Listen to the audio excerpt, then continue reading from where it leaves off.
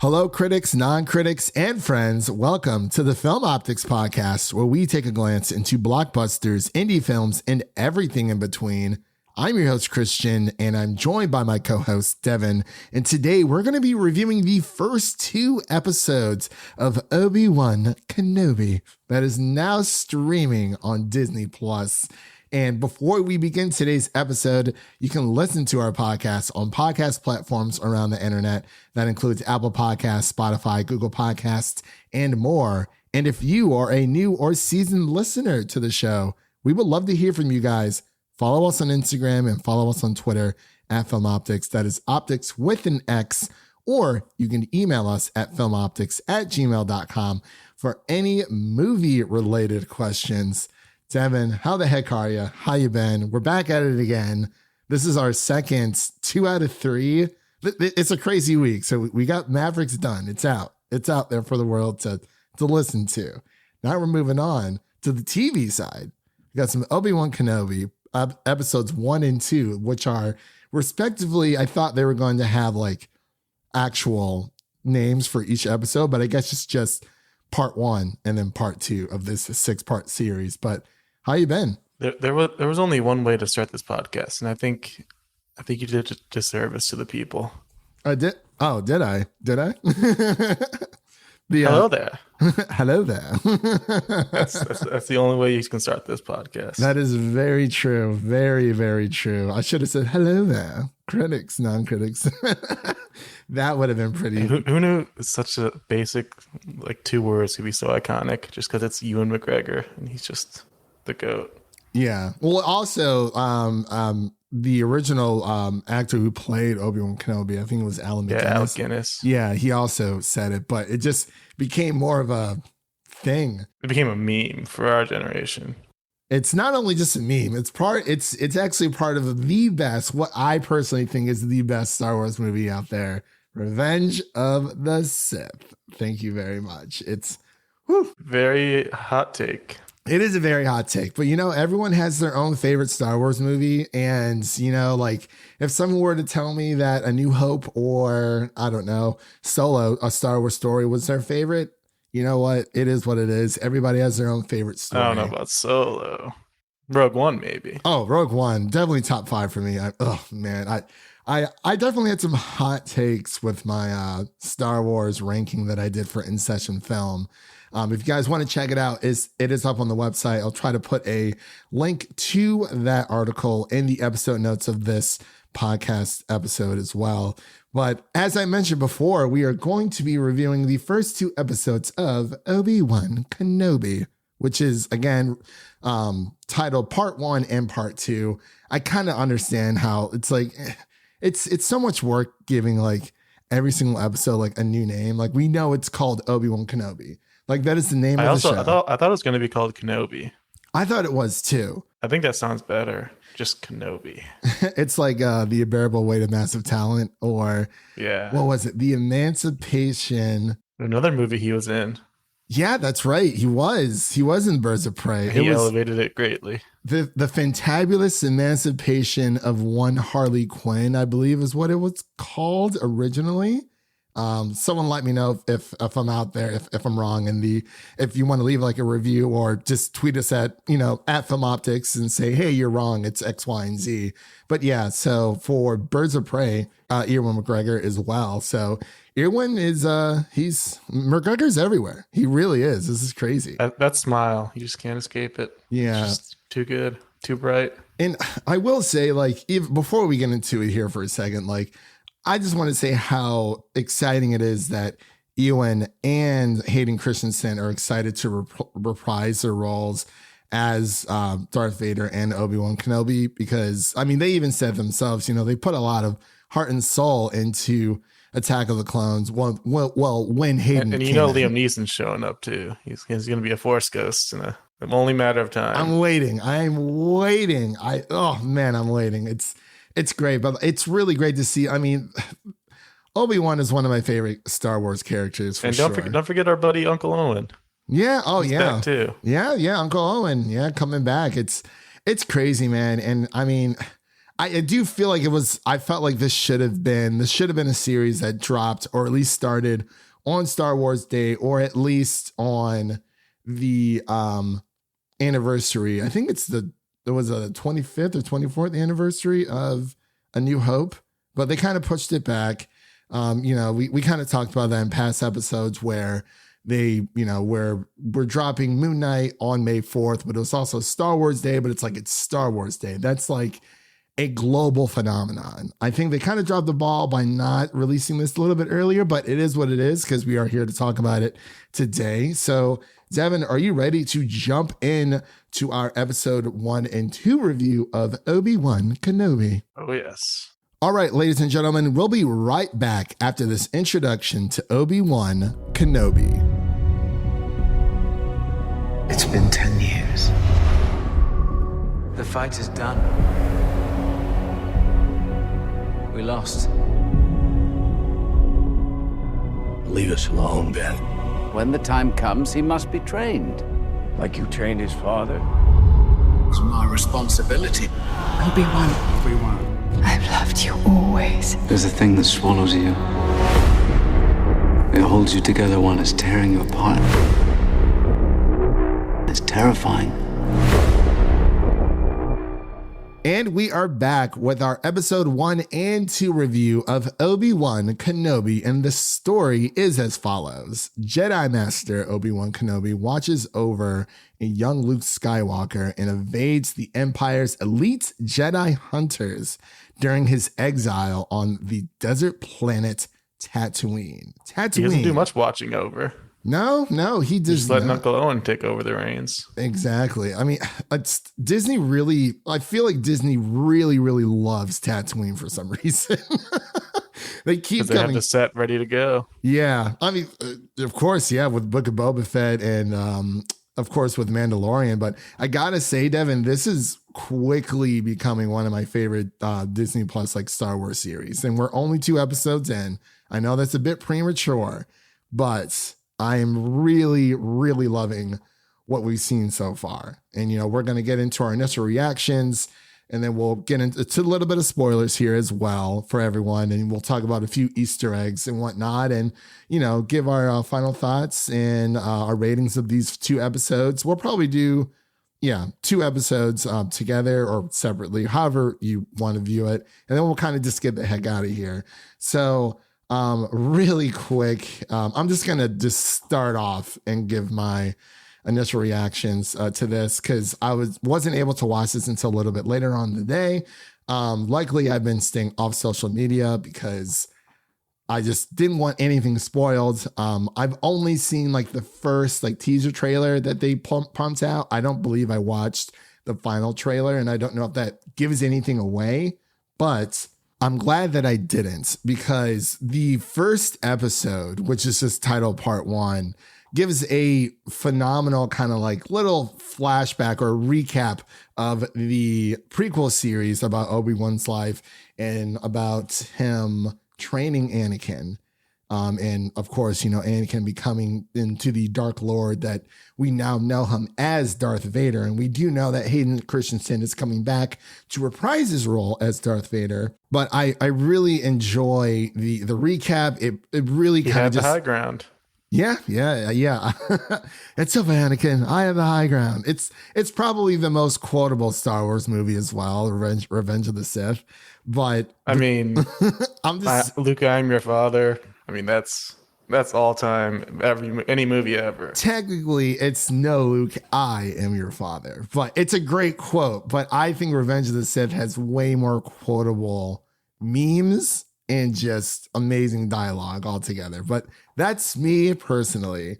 But as I was saying, for episodes 1 and 2, this show is so wonderfully paced. And I know a lot of people out there were kind of worried that the 6 episode arc was going to kind of teeter off, because we've seen a lot of complaints out there between the Marvel shows when it comes to, the 6 episode arc. But between these first 2 episodes, Part 1 and Part 2, I think it's wonderfully paced. There's so many amazing little Easter eggs and characters that I didn't even know that were going to be in this story.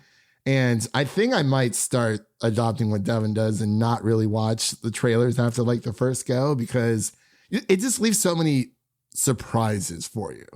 And I mean, I know it's hard to stay off social media, but it can be done. But if it's something you really, really care about, like with me and like Star Wars, or especially like Stranger Things, I'm just staying off social media until I can, so I can enjoy it on my own time. Because I mean, as much as I do enjoy checking to see what everyone else's reactions are, especially for Obi-Wan Kenobi, I like, this is like personal for me. Like Obi-Wan's like one of my favorite characters. Anakin's one of my favorite characters in Star Wars. Definitely top 3. Ahsoka's number 1. And then it goes Anakin and then Kenobi. But it's so great. We see a broken, shattered man that is Obi-Wan, and he's living the rest of his life out on Tatooine after execute Order 66, when they hunted down all the Jedi.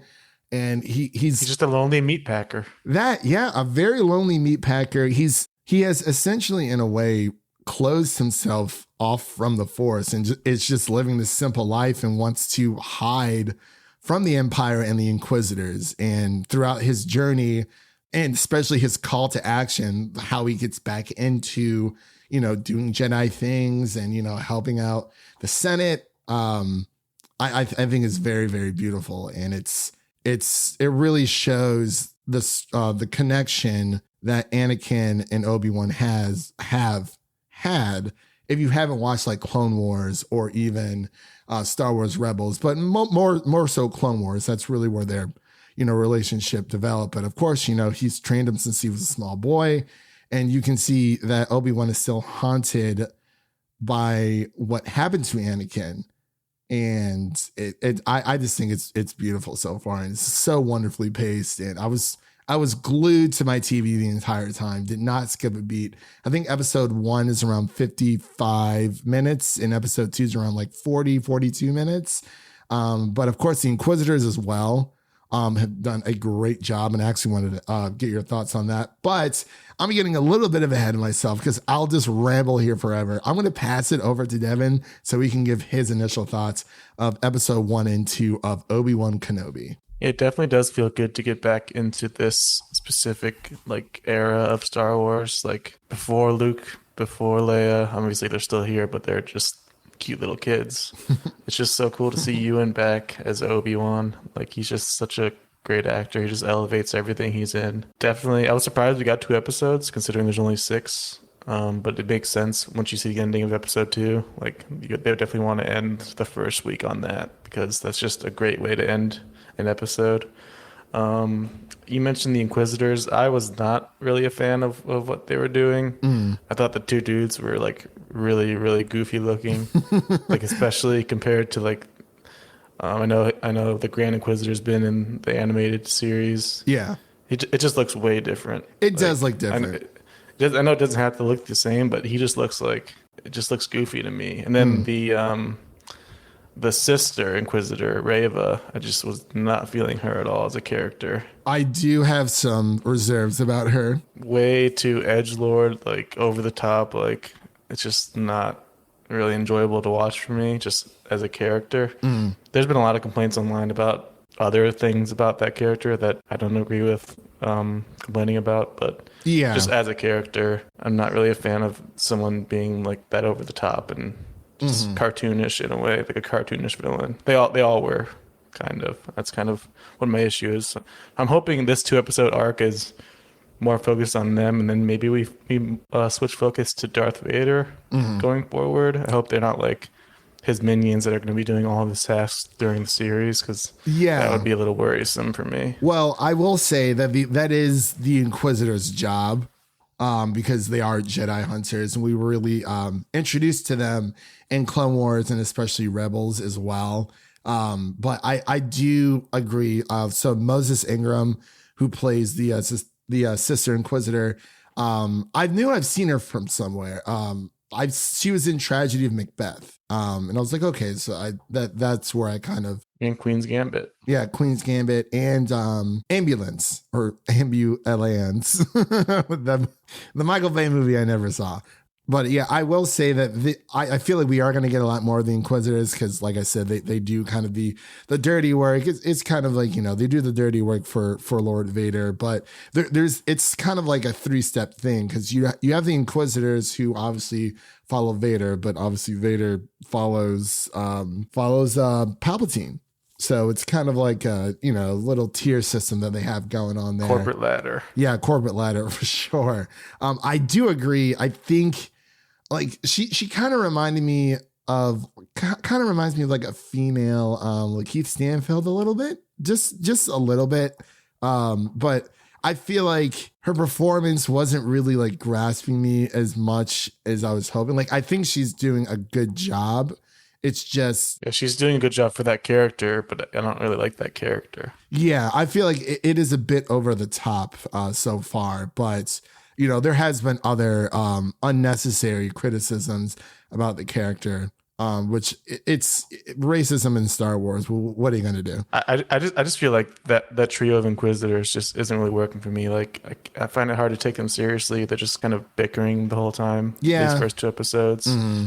They're not even like respecting each other amongst their trio. So how am I supposed to respect them as villains? Right. Yeah, I do agree there. So it gets a little, I'm excited that they're here because it's like, I know them from the Clone Wars. I know them from Star Wars Rebels, but I will say the makeup doesn't look terrible, but it's different because I view them, when I think of an Inquisitor, I think of the Inquisitors from the animated series. It's just such a large head. Yeah. A very, very large head. But hey, sorry, Rupert. Yeah, but hey, at least it's practical. So, I mean, people want to, complain about She-Hulk and then they're like, oh, there's too much CGI. And then they're like, oh my God, this practical effects looks terrible. But of course, people were also complaining about Cad Bane. I don't know how you can complain about that. That was amazing. Yeah, but it is what it is. But overall, I am enjoying it. Like that is one gripe. I feel like Moses Ingram's performance it's just a little bit too over the top. Like it's not selling me so far. So I mean, even with the other Inquisitors, like she's like this loose cannon, and they're trying to like reel her back. But it's like, it's like so like the Inquisitors, they're not Sith, but they were Jedi, but they use the dark side, but they're not, their title isn't Sith. They just hunt other Jedi. But we see other Jedi within this within these 2 episodes that it's not just like the main Jedi that are still out there, but there's stragglers out there as well. So my boy Benny Safdie, rest in peace. He was hung up to dry. Yeah, R.I.P. for that for sure. But there's a few more other surprises in this, but I feel like I am getting a little bit into spoiler central. So do you want to move on over to spoilers and kind of talk about some nice cool little surprises? I think you mentioned a few of them earlier, but it's all good to go. So ladies and gentlemen, that is your first spoiler warning for Obi-Wan Kenobi episode 1 and 2. Again, that is your second spoiler warning for Obi-Wan Kenobi. So if you haven't seen it, stop now. Go watch both episodes and then come back and listen to the rest of our analysis, our coverage of this show. So we see Kumail Nanjiani make an appearance. I'm not sure if he was in the in any of the like I guess marketing. I feel like I saw him like maybe once for like a hot second, but I kind of forgot it was announced that he was in it, but I don't know if he was in the trailers. Okay. Yeah, I mean, I'm looking at the casting. He's got that Deborah Chow connection with Eternals. Yeah. There we go. Yeah, and I think Deborah Chow is doing a great job so far of directing this. Like I said, if she's attached, it's going to look amazing. Yeah. Oh my God, does it not look amazing, Devin? Like it is so beautiful. Like the first episode itself, like I've honestly never seen Tatooine look that beautiful before. Yeah. It was weird. And of course we get, I don't know, do we call him toddler or little? So this entire series happens 10 years after the Revenge of the Sith. So Luke and Leia are both 10 years old. I guess little Leia is just amazing. She's just a little joy on the little screen. Leia and little Luke. I gotta say, I'm really happy that. I mean, it's cool to see Luke and Leia as children, but you really feel the connection that Obi-Wan has to Luke, but it's not just, like he's a Jedi, but it's like, obviously the connection goes a little bit deeper because he's like, no, like, these were essentially like someone that he considered his brother, like family. These are like, part of his family. You were my brother. You were my brother, Anakin. I loved you. See, another one. Boom. There we go. Was that 2 or 3 for Revenge of the Sith? 1 for Empire Strikes Back, was it? I believe so. It's a trap. Oh my! Wait, was that? Wait, was that Empire Strikes Back or was that? Actually, I think one of them. One of them. I can't. I want to say it was A New Hope. But I can't remember right now. But yeah, it was. I really, you can really just sense the connection. Of course, we get Senator Organa, and like you said before, little Leia is just fantastic. Like she's so sassy, way too smart for her own good. Yeah, Obi-Wan's like, how old are you? 10? What? And of course, she is showing with her Force sensibility. I'm really happy that we're kind of focusing on Leia. Like, I mean, I like Luke. It's just, yeah, we never really get enough on Leia, especially since the unfortunate passing. But yeah, it's cool to see her as a little 10-year-old. And this is a small gripe, but I don't think the show understands the speed of a small 10-year-old child.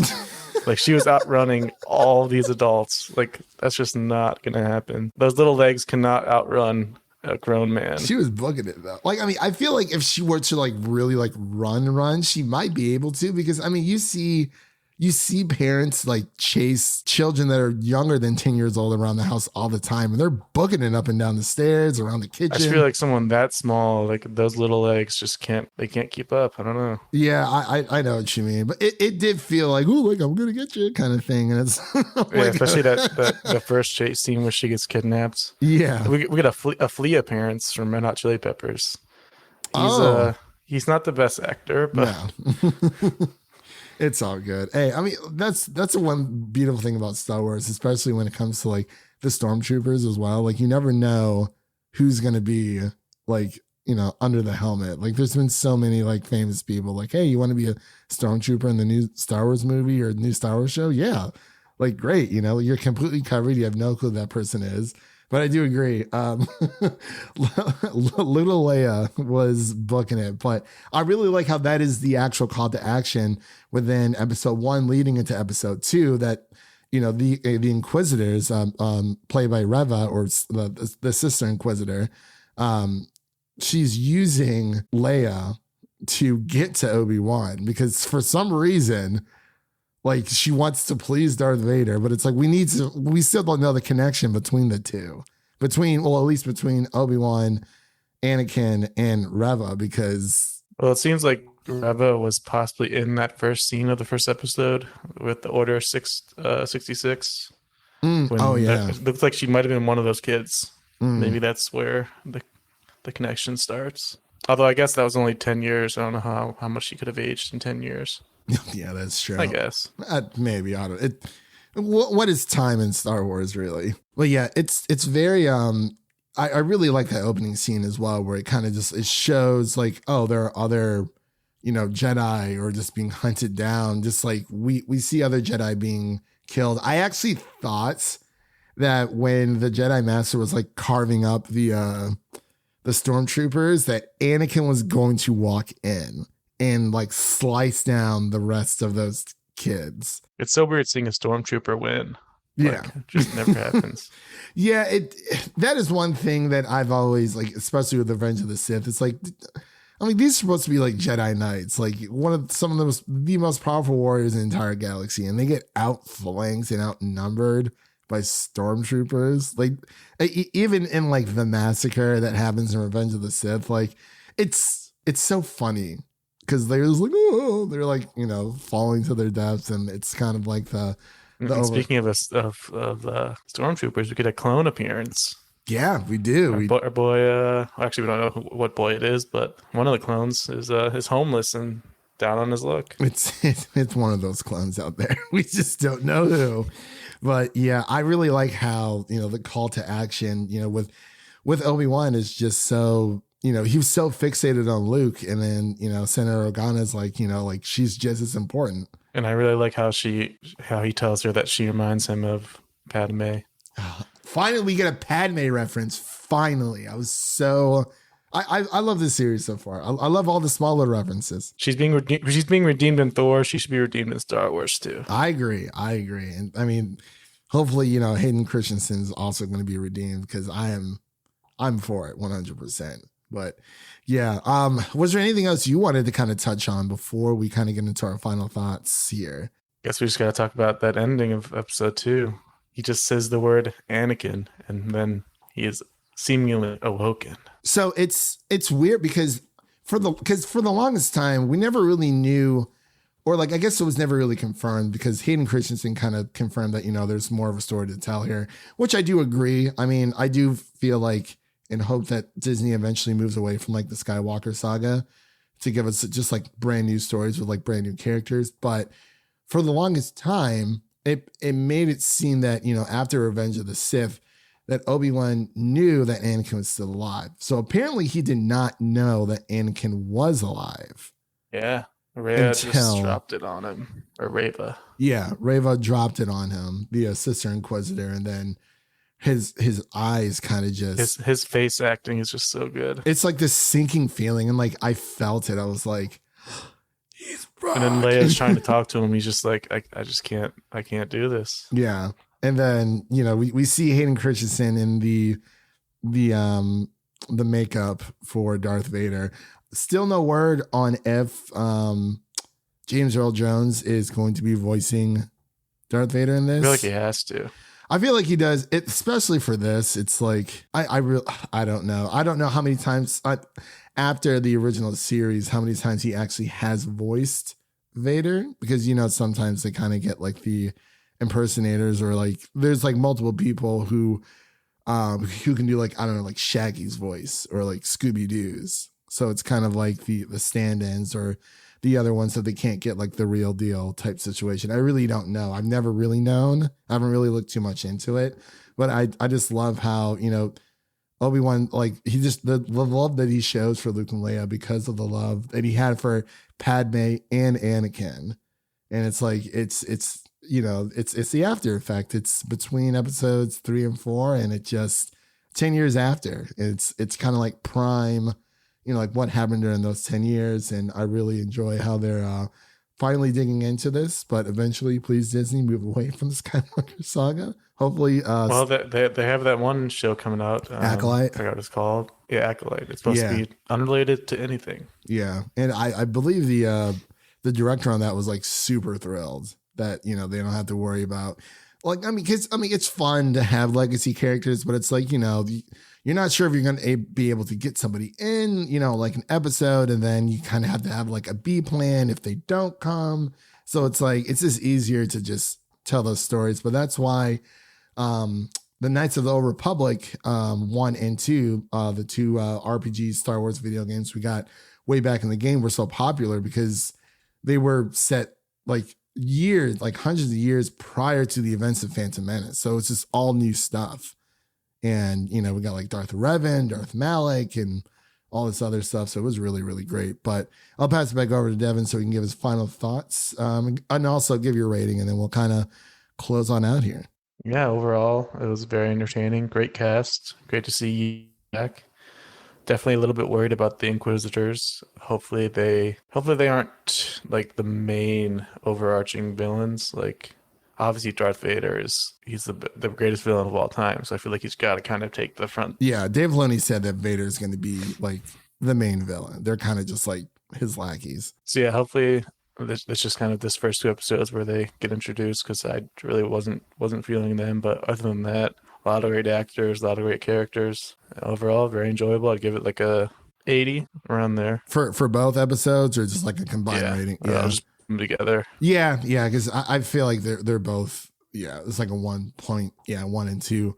Honestly, I would probably say for my rating, like just like a solid 90. Like obviously there are issues, and I couldn't give this like a perfect 100% just because it was just Moses Ingram's, for some reason, it's like, it's just not working for me. Same thing. The other Inquisitors are okay. I think they do a little bit better job, but I think she's a phenomenal actor. It's just that performance is just too much over. It's like she's like overly angry. And I'm like, why is she acting like that? Like, I don't know. It was weird, but hopefully that'll change. You know, we still have 4 more episodes left. So I believe Obi-Wan Kenobi limited series will be dropping on Fridays. So we'll definitely be covering that week to week. If Ahsoka and Cassian Andor or anything like this series, I'm all for it, because I think, besides Book of Boba Fett, I'm loving the Star Wars TV era. Like, I really, really am. It's, they're able to tell these smaller stories and kind of, expand on these specific characters and kind of just have the ability to, expand on some of these stories. But again, I'm just hoping that eventually they move away from it. Hopefully Acolyte kind of, pushes the series in a different direction, either before and or after the Skywalker saga in and of itself. But, it is what it is. But I'm really hoping, like, I would love to see this on Blu-ray. Like, I'm still waiting on The Mandalorian as well, but I think these would definitely do some really good numbers on Blu-ray. I totally understand that, like, there's the content that you make specifically for your streaming service, but throw us a bone every now and then. That's all I have to say. But that pretty much concludes our coverage of Obi-Wan Kenobi episodes 1 and 2 here on the Film Optix podcast. Again, Devin's always here. He's a great co-host, and will not be able to properly run this podcast without him, for sure. So just want to say it. Yeah, a big thank you to Devin, and a big thank you to all you guys, all the listeners out there, giving us feedback and just, listening, tuning in every single week, which is really, really amazing. Means a lot to us, for sure. We're trying our best. We're trying to try out some new things this year, and we'll see where that definitely takes us. But we have a lot coming up on the podcast. Like I said, it's going to be big TV centric here. As of this recording, our Top Gun Maverick review, spoiler free review, is out on the podcast as well. And we're also going to be covering Stranger Things season 4, The Boys season 3, and Umbrella Academy season 3. And we might squeeze in some Alvin and the Chipmunks. We're not entirely sure. It's just, we got to get through some things first. The rest of this other stuff first. But definitely we'll keep you posted. Just follow us on the Film Optix. That is Optix with an X over on Twitter. And there's one thing we ask for you guys before you go, is to share an episode of the Film Optix podcast with a friend, whether it be your mother, your brother, your lover, whoever it may be. Make sure to share an episode of the Film Optix podcast with a movie lover in need, or TV lover, or Star Wars lover. We got this great episode we just did for you guys. So I believe that does it here for today. So we hope you guys have a great start to your week, and we'll see you guys later on. And that's a wrap for today. Thank you all for listening. And if you enjoyed the show, leave us a 5-star rating and review on Apple Podcasts and Spotify. And follow us on Twitter and Instagram to stay in the know. That was Devin. My name is Christian. We'll see you guys next time.